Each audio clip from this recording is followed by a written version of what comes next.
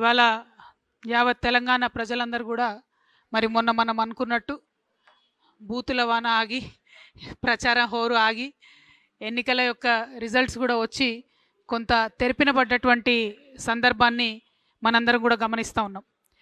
మరి ఇందులో ప్రధానంగా చూసుకున్నట్టయితే అసలు ఎన్నికల్లో ప్రజలకు ఇచ్చినటువంటి ఏ ఒక్క హామీని కూడా నెరవేర్చినటువంటి కాంగ్రెస్ పార్టీ మొదటి స్థానానికి రావడం, మరి మేమే తెలంగాణ తెచ్చినాం కాబట్టి మేమే అంతటా నంబర్ 1 ఉన్నాం కాబట్టి ప్రజలకు మేము ఎనలేని సేవ చేసినాం, లిటరల్లీ ప్రజలు మాకు గుడి కొడుతుర్రు అని చెప్పుకునేటటువంటి బీఆర్ఎస్ పార్టీ చాలా చోట్ల 3వ స్థానానికి, కొన్ని చోట్ల 4వ స్థానానికి పడిపోవడం, అసలు తెలంగాణతో సంబంధం లేకుండా ఒక్క రూపాయి కూడా తెలంగాణ ప్రజలకు పెట్టినటువంటి భారతీయ జనతా పార్టీ మరి ఎక్కడుందో అర్థం కాకుండా చాలా కన్ఫ్యూజ్డ్ మ్యాండేట్తోని ఒక్క కరీంనగర్ కార్పొరేషన్ గెలుచుకోవడానికి అష్ట కష్టాలు పడుతున్నటువంటి సందర్భం చూడడం జరుగుతూ ఉంది. మనం అంటే ఇందులో మాలాంటి న్యూ ప్లేయర్స్ అనుకోకుండానే మాట ఎందుకంటున్నా అంటే తెలంగాణ అస్తిత్వ పరిరక్షణ కోసం 20 సంవత్సరాలుగా పనిచేస్తున్నటువంటి జాగృతి, అనేక తెలంగాణ అంశాల కోసం పనిచేస్తున్నటువంటి జాగృతి, మేము ఇప్పటికే రాజకీయ పార్టీగా మారబోతా ఉన్నాం, ఒక కొత్త రాజకీయ శక్తి ఈ రాష్ట్రంలో రాబోతుందని ప్రకటించి ఉన్నాం. ఆ ప్రకటనతో ఉత్తేజితులైనటువంటి అనేక మంది మా కార్యకర్తలు పోటీ చేస్తామనేటటువంటి ఒత్తిడి మా మీద తేవడంతో చివరి నిమిషంలో మేము ఆల్ ఇండియా ఫార్వర్డ్ బ్లాక్ అన్న వాళ్ళతో కలిసి మరి ఎన్నికల్లో పోటీ చేయడం జరిగింది. సో కోఆర్డినేషన్ కానీ ఏది కానీ లేకపోతే క్యాండిడేట్స్ ఐడెంటిఫికేషన్ కావచ్చు, వారికి అసలు మా తరఫు నుండి సహకారం కావచ్చు, ఏ రకంగా కూడా లేకుండానే ప్రజలు దాదాపుగా 40+ ప్లేసెస్లో జాగృతి ఆల్ ఇండియా ఫార్వర్డ్ బ్లాక్ వారిని గెలిపించినందుకు ముందుగా ప్రజలకు ధన్యవాదాలు తెలియజేస్తాము. 33 అఫీషియల్గా మనకు నంబర్ కనబడుతుంది. చాలా దగ్గరగా టెక్నికల్గా ఏం జరిగిందంటే ఇండిపెండెంట్స్ అని చెప్పి బీఫామ్ నింపినటువంటి వాళ్ళు మళ్ళీ మనం తర్వాత బీఫామ్ ఇవ్వచ్చు అనుకుంటే అట్లా కుదరక చాలామంది గెలిచి ఉన్నారు. ఆ ఇండిపెండెంట్స్ అందరు కూడా జాగృతితోని ఆల్ ఇండియా ఫార్వర్డ్ బ్లాక్తో ఉన్నటువంటి వాళ్ళు అందరినీ కూడా లెక్కేసుకుంటే మనకు 40+ వచ్చినారు. అదేవిధంగా ఒక మున్సిపాలిటీ వడ్డేపల్లి మున్సిపాలిటీలో క్లియర్ మ్యాండేట్ వచ్చినా కూడా వెంటనే కాంగ్రెస్ పార్టీ అదేవిధంగా అనేక ఇతర పార్టీలు కలిసి ప్రలోభాలకు గురి చేయడం, మరి ఆ రిజల్ట్ రేపు ఎట్లా అవుతుందో తెలియదు, ఆ చైర్మన్ ఏ పార్టీ అన్నట్టు ఎట్లా వస్తుందో కూడా తెలియదు, కాబట్టి దాని గురించి నేను మాట్లాడట్లేదు. ఇంకొక చోట మా వాళ్ళు కీలకంగా ఒకటే సీటు గెలిచారు కాబట్టి అక్కడ వైస్ చైర్మన్ కూడా ఆఫర్ చేస్తూ ఉన్నారు. దాని మీద అక్కడ లోకల్ వాళ్ళనే ఆలోచించుకోమని చెప్పినాం. ఎందుకంటే 2-3 పార్టీలు ఆఫర్ చేస్తున్నాయి, వాళ్ళకు ఎవరితో వెళ్ళాలో లోకల్ వాళ్ళే డిసైడ్ చేసుకోవాలని చెప్పడం జరిగింది. సో అల్టిమేట్గా ఒక అబ్జర్వర్గా, ఒక తెలంగాణ ఆడబిడ్డగా ఈ ఎన్నికల వాతావరణం అంతా చూస్తే కూడా ఒక రకంగా బాధాకరంగా ఉంది. ఎందుకంటే ముఖ్యమంత్రి గారు పోయినసారి ఎన్నికలలోనే నేను చెప్పడం జరిగింది, మీరు కంప్లీట్గా చట్టాలను ఉల్లంఘించి ఎలక్షన్ కమిషన్ యొక్క అన్ని రకాలైనటువంటి పరిమితుల్ని అధిగమించి మీరు పంచాయతీలలో ఎన్నికలైనప్పుడేమో ప్రభుత్వ ఖర్చుతోని మున్సిపాలిటీలలో ప్రచారం చేస్తున్నారు, మున్సిపాలిటీలలో ఎన్నికలైనప్పుడేమో ప్రభుత్వ ఖర్చుతోని మీరు గ్రామాలలో ప్రచారం చేస్తున్నారు. ఏ రకంగా చూసినా మీరు అన్ని రకాలుగా రాజ్యాంగబద్ధమైనటువంటి చట్టాలన్నింటినీ అతిక్రమిస్తూ ఉన్నారు. దానికి ఎలక్షన్ కమిషన్ ఏమనట్లేదు, దానికి ప్రధాన ప్రతిపక్షం ఏమంటలేదు. అవి ఒక పక్కన పెడితే అసలు పట్టణాలలో కాంగ్రెస్ పార్టీ చేసిన అభివృద్ధి ఏంది అనే ప్రశ్న కూడా వేయడం లేదు. పైగా మున్సిపల్ శాఖ మంత్రిగా కేటీఆర్ గారే ఉన్నారు. అంతకుముందు నేను మున్సిపల్ శాఖ మంత్రిగా మొత్తం అన్ని మున్సిపాలిటీలని తీర్చిదిద్దినా అని చెప్పినటువంటి కేటీఆర్ గారు మరి అలా 16 స్థానాలు వచ్చినా 17 స్థానాలు రాగానే మాకు ఈ మాత్రం వచ్చుడే ఎక్కువ, ఆనాడైతే కాంగ్రెస్కి అది కూడా రాకుండా చేసినాం మేము అని చెప్పి ఆయన చెప్తా ఉన్నారు. అంటే ఒక విచిత్రమైన స్థితి ఈ రాష్ట్రంలో నెలకొన్నది. డెఫినెట్గా ఈ రాష్ట్రంలో ప్రజలు మాలాగా కొత్తగా ఒక మంచి ఎజెండాతో వచ్చే వాళ్ళకు స్వాగతిస్తారనేటటువంటి విషయాన్ని నిన్నటి ఎన్నికల ఫలితాలు రుజువు చేసినాయని చెప్పి నేను బలంగా నమ్ముతా ఉన్నా. At the same time Congress party గౌరవ ముఖ్యమంత్రి గారు నిన్న మాట్లాడుకుంటూ నేనే రాజు నేనే మంత్రి అనేటటువంటి మాట మాట్లాడినారు. అంతేకాకుండా నేను 10.5 సంవత్సరాలు నేనే ముఖ్యమంత్రిగా ఉంటా, నాకు ఒక 6 నెలలు బోనస్ వస్తుంది అంటున్నాను. 6 నెలలు మీకు బోనస్ వచ్చడేమో కానీ రైతులు బోనస్ రాక ఏడుస్తున్నారు అక్కడ. ఆ ముచ్చట మాట్లాడండి ముఖ్యమంత్రి గారు మీరు. ఇంకో పక్కనేమో రాజగోపాల్ రెడ్డి గారు మంత్రి పదవి ఇస్తావా లేకపోతే ముఖ్యమంత్రి పదవి గుంజుకోవా అని ఆయన సవాల్ చేస్తుండు, బస్తీ మీద సవాలని. ముందు ఆ పనులు చూసుకోండి మీరు. ఈ రెండిటికన్నా ముఖ్యమైనది ఏంటంటే మీరు ప్రజలకు ఇచ్చినటువంటి వాగ్దానాన్ని దయచేసి దృష్టి పెట్టండి. బీఆర్ఎస్ పార్టీ అట్టర్గా ఫెయిల్ అయింది కాంగ్రెస్ పార్టీ యొక్క తప్పుల్ని ఎక్స్పోజ్ చేయడంలో. అందుకే కాంగ్రెస్ పార్టీకి ఈ మున్సిపాలిటీస్లో బెటర్ రిజల్ట్ వచ్చిందని నేను అనుకుంటా ఉన్నా. లేకపోతే ప్రజలు మాత్రం ఆల్టర్నేట్ లేక వేసిరు తప్పితే ఉండి కాదు. ఇక సరే, మనం రాజకీయ శక్తిగా వస్తామనగానే బీఆర్ఎస్ పార్టీ నుండి అనేక మంది సోషల్ మీడియాలో కావచ్చు, ఇంకో చోట కావచ్చు, రకరకాలుగా ట్రోలింగ్ చేస్తూ ఉన్నారు. వాళ్ళందరికీ నేను ఒకటే మాట చెప్తా ఉన్నా, ఎట్ సిర్ఫ్ ట్రైలర్ है, पिक्चर बाकी है. సో సో సో ఇప్పుడే ఇప్పుడే ఇప్పుడే తొందరపడి మాట జారకండి, కారు కూతలు కుయ్యకండి. ఇప్పటికన్నా సరిదిద్దుకోండి. ఉద్యమకారులను పట్టించుకోలేదు. వాళ్ళ పక్షాన్ని నేను మాట్లాడితే ఎటువడతట్టు నా మీద మాట్లాడుతూ ఉన్నారు. మీరు పట్టించుకోకపోగా కాంగ్రెస్ ఇస్తానన్న వాగ్దానాలు నెరవేర్చడం కోసం నేను మాట్లాడితే ఉల్టా నా మీద మాట్లాడితే ఏమవుతుందంటే గిట్లనే అవుతుంది రిజల్ట్. కాబట్టి సరి చేసుకోండి, మీ పద్ధతులు సరి చేసుకోండి, ఆరోగ్యన్స్ తగ్గించుకోండి, ప్రజల మధ్యలో ఉండే ప్రయత్నం చేయండి. At the same time Congress పార్టీని కూడా మేము డిమాండ్ చేస్తూ ఉన్నాం, ఏవైతే హామీలు మీరు ఇచ్చారో అవి నెరవేర్చడానికి మీకు ఒక అసెంబ్లీ వస్తూ ఉంది. ఇప్పుడు అసెంబ్లీ పెడతా ఉన్నారు, బడ్జెట్ సెషన్. అందులో అన్నీ కూడా మీరు హామీలు నెరవేర్చాలని చెప్పి నేను కోరుతా ఉన్నాను. ఇంకొక విచిత్రమైన పరిస్థితిని మనం గమనించాం. ఇక్కడ ఒక్కొక్క మున్సిపాలిటీలో ఒక్కొక్క రకమైన పొత్తు, కానీ మేజర్ మున్సిపాలిటీలలో మాత్రం నార్త్ మొత్తంలో కూడా బీజేపీ బీఆర్ఎస్ అన్నట్టుగా కనబడుతూ వచ్చింది. సౌత్ మొత్తం కాంగ్రెస్ ఎక్కువ కనబడ్డది. నేను ఇదివరకు కూడా చెప్తూ వచ్చిన నా పొలిటికల్ అబ్జర్వేషన్ ప్రకారం బీజేపీ బీఆర్ఎస్ పొత్తుకు ఇది తొలి మెట్టుగా నేను భావిస్తూ ఉన్నా. మరి ఇక్కడ నుంచి ఎట్లయితుంది ఏంది అన్నది అబ్జర్వ్ చేస్తూ ఉండాలి, కానీ తొలి మెట్టుగా నేను భావిస్తూ ఉన్నా. ఇంకొక మాట కూడా నేను చెప్తా ఉన్నా, నిన్న కేటీఆర్ గారు మాట్లాడుతూ సిపిఐ పార్టీ కార్మికుల హక్కుల కోసం బాగా పనిచేసింది కాబట్టి కొత్తగూడెంలో నేను ఓపెన్ ఆఫర్ ఇస్తున్నా అని చెప్పారు. అంటే బీఆర్ఎస్ పార్టీ ఎంత దుస్థితికొచ్చిందంటే, మనం ఇదివరకు సిపిఎం పార్టీని తోక పార్టీ అనేది బీఆర్ఎస్ వాళ్ళు, అంటే ఇప్పుడు ఆ తోక పార్టీకి తోకగా మారిపోయింది బీఆర్ఎస్ పార్టీ. వాళ్ళు అడగనే లేదు, వీళ్ళే ఓపెన్ ఆఫర్ ఇచ్చి మేమే ఇస్తాం పొత్తు అని చెప్తారు. కానీ ఇక్కడ నాకున్న అభ్యంతరం ఏంటంటే, సిపిఐ పార్టీకి సంబంధించి ఏఐటియుసి వాళ్ళు సింగరేణిలో అన్ని హక్కులను కూడా పొడగొట్టిరు. కార్మికులకు ఉన్నాయి, ఒకటి కాదు రెండు కాదు, లెక్క పెడితే ఒక 20 హక్కులు కార్మికులకు ఉన్నాయి, పోగొట్టిరు వాళ్ళు. మొన్న నైని కుంభకోణం జరిగితే వాళ్ళు ఒక్క మాట కూడా మాట్లాడలేదు. వాళ్ళతో వీళ్ళు పొత్తు పెట్టుకుంటా అంటారు. ఇంకొక మాట, ఇదే సిపిఐ సాంబశివరావు గారు అసెంబ్లీలో నిలబడి కాళేశ్వరం విషయంలో కేసీఆర్ గారిని బీఆర్ఎస్ పార్టీని ఎన్ని మాటలు అన్నారో కేటీఆర్ గారు ఒకసారి చూడాలి. చూసినాక కూడా పొత్తు ఓపెన్ ఆఫర్ అంటే మరి ఆయన చేసిన ఆరోపణలన్నిటికీ బీఆర్ఎస్ పార్టీ ఒప్పుకున్నట్టు అవుతుంది. ఒకవేళ లోకల్గా ఎక్కడన్నా వాళ్ళది వాళ్ళు సరి చేసుకోవడం వేరు, కానీ బీఆర్ఎస్ యాజ్ ఎ పాలసీ సిపిఐతో మేము పొత్తు పెట్టుకుంటున్నాం, అది కూడా కార్మికుల హక్కుల కోసం అంటే మాత్రం ఇది నయవంచన. ఎందుకంటే సిపిఐ పార్టీ కంప్లీట్గా కాంగ్రెస్తోని మిలాఖత్ అయి ఉన్నది. ఈ 2 ఏళ్ళుగా వాళ్ళతో ఉన్నారు. మెడికల్ బోర్డు ఒక్కరోజు కూడా పెట్టలేదు సింగరేణిలో. సిపిఐ మాట్లాడదు, బీఆర్ఎస్ మాట్లాడదు. మళ్ళీ మాట్లాడితే జాగృతి మాట్లాడాలి, లేకపోతే హెచ్ఎంఎస్ రియాజ్ అన్న మాట్లాడాలి. అంటే కార్మికుల హక్కులు వాళ్ళకు అవసరం ఉన్నప్పుడు మాట్లాడరు, కానీ మీకు పొత్తులు వచ్చినప్పుడు ఒక కవరింగ్ లెక్క, ఒక షీల్డ్ లెక్క మాత్రం కార్మికుల హక్కులు అని మాట్లాడుకుంటే కార్మికులు నమ్మరు. సింగరేణిలో కూడా ఎన్నికలు వస్తున్నాయి, దాంట్లో కూడా జాగృతి హెచ్ఎంఎస్ పొత్తు ఉంటుంది. అప్పుడు కూడా మా యొక్క ఏదైతే కార్మికులకు మనం చేసినటువంటి అంశాలు ఉన్నాయో కార్మికుల దయతోని మా పవర్ ఏందో కూడా చూపించే ప్రయత్నం చేస్తామని తెలియజేస్తూ, మరి ఏఏఎఫ్బికి సంబంధించి జోజిరెడ్డి అన్న ఉన్నారు, వారిని మాట్లాడవలసిందిగా కోరుతాను. అందరికీ నమస్కారం. ముఖ్యంగా తెలంగాణ ప్రజలందరికీ కూడా ఆల్ ఇండియా ఫార్వర్డ్ పార్టీ పక్షాన మా పార్టీ జాగృతి పార్టీ 2 కలిసి, ఉద్యమ సంస్థ జాగృతి, ఈ 2 కలిసి కూడా పోటీ చేస్తే ఇంతమందిని గెలిపించడం అనేది చాలా సంతోషం. అదేవిధంగా వారందరూ కూడా ప్రత్యేకంగా కృతజ్ఞతలు. ఈరోజు చాలా విషయాలు జాగృతి అధ్యక్షురాలుగా చెప్పడం జరిగింది. దీంట్లో ముఖ్యంగా నేను చెప్పదలుచుకుంది బీజేపీ. ఈ బీజేపీ పార్టీ కరీంనగర్, నిజామాబాద్ రెండిట్లలో కార్పొరేషన్స్లో ముందడుగేస్తుంది. చాలా సవాళ్ళు విసిరారు బండి సంజయ్ గారు కేంద్ర మంత్రిగా ఉండి, కానీ బీజేపీకి ఫుల్ మెజార్టీ రాలే. కరీంనగర్లో కూడా ఎన్నో కోట్ల రూపాయలు ఖర్చు పెట్టినా కూడా రాని పరిస్థితుల్లో మా పార్టీలో గెలిచిన వాళ్ళకి కండవగప్పే ప్రయత్నం చేస్తున్నారు.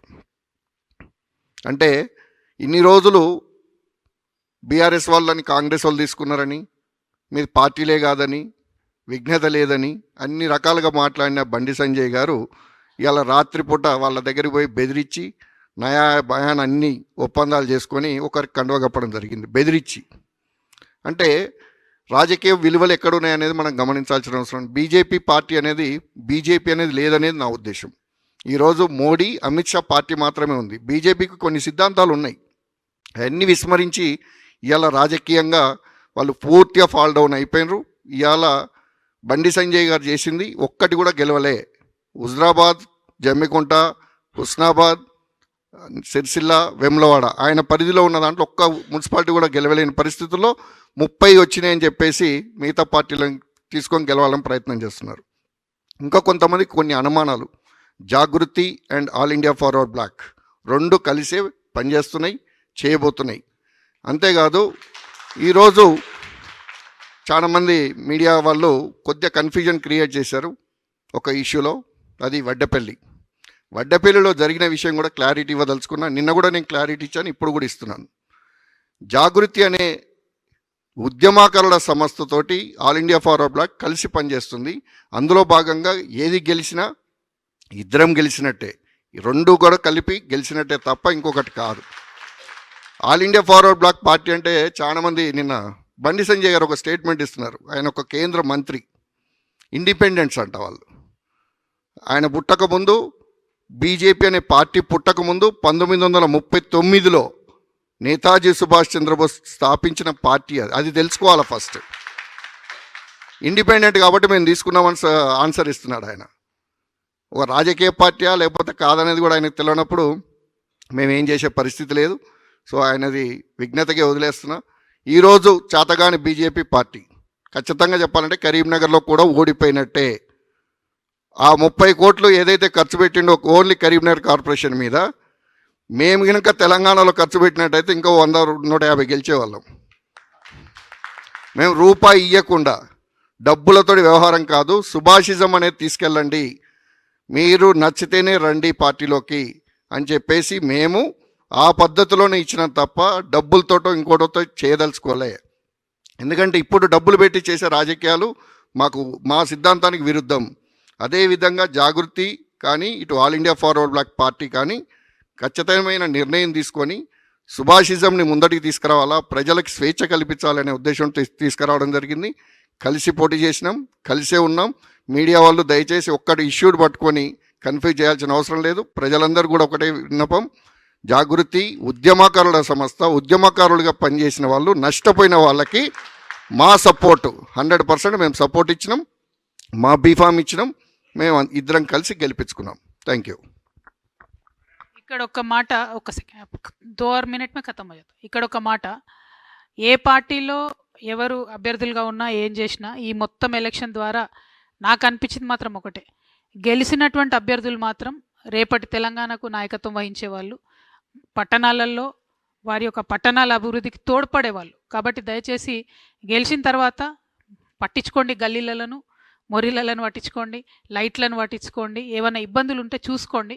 ఆ పార్టీల మాయల పడి మీరు ప్రజాసేవ మరొకండి. ఎందుకంటే నేను ఎలక్షన్ ముందు కూడా అప్పీల్ చేయడం జరిగింది, యువ మిత్రులు మీరు ఎక్స్పెరిమెంట్ చేయదలుచుకుంటే మున్సిపాలిటీస్ కానీ రేపు రాబోయే జెడ్పీటీసీ ఎంపీటీసీలు కానీ మంచి ఎంట్రీ. మీకు పాలిటిక్స్ అంటే ఏంది, ఒక ఫామ్ నింపడం దగ్గర నుంచి మొదలు పెడితే పోటీ చేస్తే ఎవరు ఎన్ని రకాలుగా ఇబ్బంది పెడతారు, ఎవరు ఎన్ని రకాలుగా డిమాండ్స్ ముందట పెడతారు అనే విషయం తెలిస్తేనే పాలిటిక్స్లో రాటు తేలొచ్చు. కాబట్టి ఆ ప్రయత్నం చేయవలసిందిగా మళ్ళొకసారి నేను యువమిత్రులు కోరుతా ఉన్నాను. ఎట్ ద సేమ్ టైం మా కోల్బెల్ట్ ఏరియాలో మంచి రిజల్ట్ రావడానికి కృషి చేసినటువంటి హెచ్ఎంఎస్ రియాజ్ అన్న గారిని మాట్లాడవలసింది కోరుతాం. అందరికీ నమస్కారం. ఉత్తర తెలంగాణలో సిపిఐ కంప్లీట్ కొలాప్స్ అయిపోయింది, ఎక్కడ రాలేదు. బీజేపీ గల్లీ ఎన్నికల్లో ఢిల్లీ లీడర్లు వచ్చిన గోదావరి ఖనికి ఎవరు, బండి సంజయ్ గారు, కోల్ మినిస్టర్ కిషన్ రెడ్డి గారు ఒకే ఒక సీట్ గెలిచిండ్రు. జాగృతి, ఫార్వర్డ్ బ్లాక్, హెచ్ఎంఎస్ ముగ్గురం కలిసి 34 పోటీ చేసినాం, 6 గెలిచినాం. 8లో 2, 3, 5 తోటి ఓడిపోయినాం. బీఆర్ఎస్ అంత పెద్ద పెద్ద డైలాగ్ కొట్టి వచ్చింది, 50-60 నిలబడ్డరు, కేవలం 13 గెలిచిండ్రు. అయితే కోల్బెల్ట్లో వాళ్ళకు, మంచిర్యాలలో కూడా కోల్బెట్లో జాగృతి, ఫార్వర్డ్ బ్లాక్, హెచ్ఎంఎస్ కలిసి గెలిచినాం. ఇక ఏఐటీసీ వాళ్ళ పరిస్థితి ఏముందంటే ఒక ఏరియాలో ఒకరితోటి సంసారం, ఒక ఏరియాలో ఒకరితోటి సంసారం. బెల్లంపల్లి ఏరియా బీఆర్ఎస్ వాళ్ళతో సంసారం, మళ్ళీ కొత్తగూడెంలో కాంగ్రెస్ వాళ్ళతో సంసారం. ఇక్కడ వచ్చి ప్రైవేట్ వాళ్ళతోటి పొంతన లేని స్టేట్మెంట్లు ఇచ్చిండ్రు. వాళ్ళు అడ్రస్ లేకుండా గల్లంతైనరు. రాబోయే రోజుల్లో కోల్బేట్లో, గతంలో కూడా కోల్బేట్లో కార్మికుల కొరకు పనిచేసే వాళ్ళ పక్షాన కార్మికులు ఉంటారు. కవిత గారు చేసిన కృషి మా కార్మికులు అందరికీ తెలుసు. ఎందుకంటే ఒకే ఒకటి దాని మీద అవుట్ సోర్సింగ్ పెరిగిపోయింది. జెన్కో ట్రాన్స్కోలో 34,000 మందిని కాంట్రాక్ట్ లేబర్ని పర్మనెంట్ చేసారు. అది కార్మికులు చూస్తున్నారు. అక్కడ 40,000 మంది పర్మనెంట్ వాళ్ళు ఉన్నారు, 30,000 మంది కాంట్రాక్ట్ కార్మికులు, 150,000 మంది పనిచేయాలి. నాశనం చేసిండ్రు. ఒక బాయి రాలే, ఒక బొగ్గు బాయి రాలే, ఒక అపాయింట్మెంట్ రాలే. 60,000 మంది ఉన్న కార్మికులు వాళ్ళు గెలిచినప్పుడు 60,000 ఉంటే 40,000 అయినరు. కనుక కోల్బెల్ట్ 100% ఫార్వర్డ్ బ్లాక్, జాగృతి, హెచ్ఎంఎస్ కలిపి ప్రభుత్వంలో వచ్చే ప్రయత్నం మేము చేస్తున్నాం. ఇది ఎగ్జాంపుల్, ఇది చిన్న టెస్ట్ చేసినాం. టెస్ట్లో సక్సెస్ఫుల్ అయినామనేది తెలియపరుస్తున్నాం. అదేవిధంగా తెలంగాణలో అతిపెద్ద పరిశ్రమ నైనీ ప్రాజెక్ట్ గురించి మీకు తెలుసు. నైనీ ప్రాజెక్ట్ ఏం కొట్లాట లేదు, కాంట్రాక్టర్ల కొట్లాట. లొటపెట పెద్దలకు నక్కలు ఆశపడ్డట్టు అటు బీఆర్ఎస్ కాంట్రాక్టర్లు, అటు కాంగ్రెస్ కాంట్రాక్టర్లు, ఇటు బీజేపీ కాంట్రాక్ట్ కలిసి చేసి దాని మీద కూడా మేము మేడం గారి ఆదేశంతో అక్కడ పోతున్నాం. అక్కడ కంపెనీ కార్మికులతో చేయాలని, కంపెనీ కార్మికులతోటే, పర్మనెంట్ కార్మికులతోటే పని చేయించాలనే డిమాండ్ తోటి మేము ముందుకు పోతున్నాం. సింగరేణిని కాపాడుకుంటాం. రాబోయే రోజుల్లో జాగృతి, ఫార్వర్డ్ బ్లాక్, హెచ్ఎంఎస్ కలిసి జెండా లేపుతాం తెలంగాణలో అన్నది మా అభిప్రాయం. అన్న చెప్పాలనుకున్నది ఒక పాయింట్ ఏంటంటే రామగుండంలో అదే రామగుండంలో మక్కాన్ సింగ్ ఎమ్మెల్యే గారు బోల్తే నిన్న రాత్రి గుండాగాన్లు, గుండాలాగా ప్రవర్తిస్తున్న Congress party goondaism, rowdyism, rowdy sheeter లాగా పనిచేస్తున్నారు. గెలిచిన గంటకే మా వాళ్ళ నలుగురిని తీసుకుపోయి కనవాలేసి ఫోటోలు దిగిన తప్ప వాళ్ళు ఎవరు పోలే. మళ్ళీ మనం అందరం మాట్లాడుతున్నాం. అది విప్ కూడా జారీ చేయాల్సిన అవసరం ఉంది. కనుక వాళ్ళు భయపడి మళ్ళీ పొద్దున నాకు అన్న వాడు బెదిరిస్తే, వాడు ఎమ్మెల్యే కదా, ఇక్కడ ఉన్నాడు కదా, వాడు బెదిరిస్తే, ఇదేం వర్డ్స్ అన్నారు. నేను అనే మాటలు కాదు అది, వాళ్ళు అన్న మాటలు. మేము ఎటు పోలేదు, మీతోటే ఉంటాం, మీతోటే ఉన్నామని చెప్పడం జరిగింది. కనుక గుండాయిజం, దాదాగిరి, కోల్బెల్ట్ ఏలియోడ్ నడవది. నిమిషం 2 నిమిషాలకే, దాని తర్వాత మళ్ళీ మనతోటి ఉంటారన్నది మీకు తెలియపరుస్తున్నాం. అంటే ఓవరాల్గా ఇక్కడ ఎలక్షన్ ప్రొసీజర్స్ కౌంటింగ్ రిపీటెడ్గా మళ్ళీ చేయించడం. మంచిర్యాల్లో ఒక 2-3 చోట్ల ముందు ఏఎఫ్బి వాళ్ళు గెలిచినారని చెప్పి ప్రకటన వచ్చిన తర్వాత కూడా లేదు మళ్ళీ రీకౌంటింగ్ అని చెప్పి 5 ఓట్లు తక్కువ ఉన్నాయి, 2 ఓట్లు తక్కువ ఉన్నాయని మళ్ళీ కాంగ్రెస్ పక్షాన చేసిండ్రు. కరీంనగర్లో కూడా అట్లే చేసిండ్రు, గోదావరి కన్లు అట్లే చేసిండ్రు. అంటే చాలా చోట్ల అధికార పార్టీ దుర్వినియోగానికి పాల్పడడం కూడా ప్రజల దృష్టిలో ఉండాలని చెప్తా ఉన్నాం. బట్ ఎనీవే అన్నీ జరిగి 18th తర్వాత చైర్మన్లు అన్నీ ఎన్నికవుతారు. అల్టిమేట్గా నేను మళ్ళీ కోరేది ఒకటే, గెలిచింది ప్రజలే, గెలిపించుకున్నటువంటి అభ్యర్థుల్ని పని వేయించుకోవాల్సింది కూడా దయచేసి ప్రజలే అని తెలియజేస్తూ ఈ మంచి అవకాశాన్ని ఇచ్చినటువంటి ప్రజలకు మళ్ళీ ఒకసారి ధన్యవాదాలు, మీడియా మిత్రులకు ధన్యవాదాలు. జై తెలంగాణ, జై జాగృతి.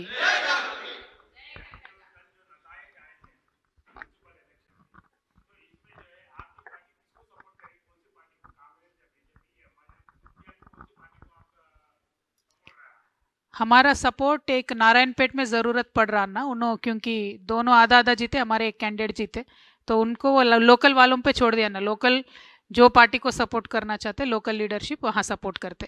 और बाकी जहाँ हम लोग जीते वहाँ पे एक फुल म्यूनसिपैलिटी जीते, वो सारे लोगों को डरा के कांग्रेस वाले लेके गए. देखेंगे कैसे होता, 18 तारीख तक क्या होता देखेंगे. और हर जगह जहाँ 4, 5, 3, 2 जीते, जहाँ ज़रूरत पड़ी हमारे लोकल टीम्स वो डिसीजन लेते, हम यूनिवर्सल डिसीजन नहीं लेते. क्योंकि ये पूरा फ्रैक्चर्ड मैंडेट है, पूरे तेलंगाना में आधा अधूरा मैंडेट दिया जनता ने. तो क्योंकि उनको किसी भी पार्टी के ऊपर भरपूर भरोसा नहीं है, ये बात तो पता चल रहा है. तो हम भी यही बोलना चाहते हैं आवाम से कि आने वाले दिनों में तेलंगाना जागृति, all India forward block, HMS, हम सब लोग मिलके एक नया दौर शुरू करेंगे. एक नए तरीके के सियासत इस स्टेट में दिखाएंगे. हमें जैसा आपने इस इलेक्शन में कड़ा किया, मजबूत किया, आगे चल के भी आपका सपोर्ट हम मांगते हैं. Thank you. जय तेलंगाना.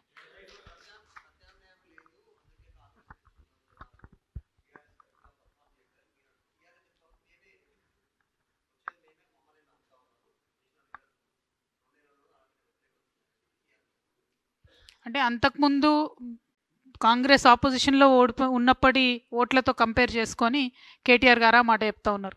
అప్పుడైతే వాళ్ళకి 5% కూడా రాలే, మాకు ఇప్పుడు కనీసం 16 మున్సిపాలిటీలు వచ్చినాయని చెప్తా ఉన్నారు. కానీ నేననేది ఏంటంటే అంతకుముందు బీఆర్ఎస్కు ఉన్న సీట్లతో పోల్చుకొని చూస్తే ఇది ఎంత పర్సెంట్ పడిపోయినట్టు. 90% ఉన్నటువంటి వాళ్ళు 16 మున్సిపాలిటీస్లోకి వచ్చిరంటే ఎక్కడ మిస్టేక్ జరుగుతుంది? ప్రజల ప్రేమ ఎట్లా కోల్పోయినారు? సరే, ఎంతో కొంత అధికార పార్టీ ఇన్ఫ్లుయెన్స్ ఉంటుంది, ఉండదని కాదు. కానీ మొత్తం మీరు బీఆర్ఎస్ పార్టీ యాజ్ ఎ ప్రతిపక్షంగా మీరు ఒకసారి ఆలోచించి చూస్తే రాష్ట్ర నాయకులు అన్ని చోట్లకు వెళ్ళి క్యాంపెయిన్ చేయడం కానీ, లేకపోతే ఇప్పుడు మా నిజామాబాద్ ఉంది, నేను కంప్లీట్గా హ్యాండ్స్ ఆఫ్ అని చెప్పి ఉన్నా. మన జాగృతి వాళ్ళు పోటీ చేసిన కాడ అక్కడో ఇక్కడో తృణమో పనమో వాళ్ళకు మేము మాట సాయంగా నిలబడ్డం కానీ, మిగతా మేము హ్యాండ్స్ ఆఫ్ అని చూసినాం అన్ని చోట్ల. మీరు తెలుసు, మేము ఎక్కడ ప్రచారం చేయలేదు. అక్కడ కనీసం చూస్తే కోఆర్డినేషన్ కానీ, స్టేట్ లీడర్షిప్ మాట్లాడడం కానీ ఏది కానీ లేదంటే లిటరలీ నిన్న మొన్నటిదాకా పనిచేసిన క్యాడర్ని గాలికి వదిలేసినటువంటి పరిస్థితి కనబడింది. అందుకే రిజల్ట్ 1 సైడెడ్గా కాంగ్రెస్కి పోయింది. నార్దర్న్ తెలంగాణలో బీజేపీకి ఫేవర్గా రిజల్ట్ వచ్చేటట్టుగా డిజైన్ జరిగింది అని నాకు ముందు నుండి అనుమానాలు ఉంటే నేను ఇప్పుడు మళ్ళీ అదే వ్యక్తం చేస్తా ఉన్నా. అందుకే అన్నా నేను బీఆర్ఎస్ బీజేపీ యొక్క కాంబినేషన్కి ఇది తొలిమెట్టులా కనబడుతుందని అందుకే అన్నాను తప్ప ఊరికే అనలేదు. సో మీరు అనలైజ్ చేసి చూసినట్టయితే కంప్లీట్గా వదిలేసిండ్రు. అంతకుముందు మంత్రులుగా ఉన్నటువంటి వాళ్ళు ఎక్కడ బాధ్యత తీసుకొని పనిచేసారు? అంతకుముందు మంత్రులుగా ఉన్నటువంటి వారు కేటీఆర్ గారు కానీ ఎన్ని చోట్లకు పర్యటన చేసి ఎక్కడెక్కడ ప్రచారం చేసారు? అంటే యూఆర్ అ బిగ్ పార్టీ కదా, మెయిన్ పొలిటికల్ ఆపోజిషన్. అన్ని పక్కన పెడితే అసలు కాంగ్రెస్ ఫెయిల్యూర్ని ఎక్స్పోజ్ చేయలేదు కాబట్టి కాంగ్రెస్ సీఎం గారు ఎక్కడికి వెళ్ళి అబద్ధాలు చెప్పినా కూడా చెల్లుబాటు అయింది. అందుకే వారికి ఎక్కువ ఓట్లు వచ్చినాయి. వారు ఎక్కడ పనిచేశారు? మహిళలకు 2500 ఇవ్వలేదు, పిల్లలకు ఉద్యోగాలు ఇవ్వలేదు, పెన్షన్లు పెంచుతామన్నారు, అది పెంచలేదు. దాని మీద ఎక్కడ పోరాటం చేస్తుంది ప్రధాన ప్రతిపక్షం? ఆ విషయం ప్రజల్ని గమనించవలసిందిగా కోరుతున్నాను. Thank you. జై తెలంగాణ, జై జాగృతి. షేర్ చేయండి, లైక్ చేయండి, సబ్స్క్రైబ్ చేయండి. మరిన్ని వీడియోల కోసం బెల్ సింబల్ పై క్లిక్ చేయండి.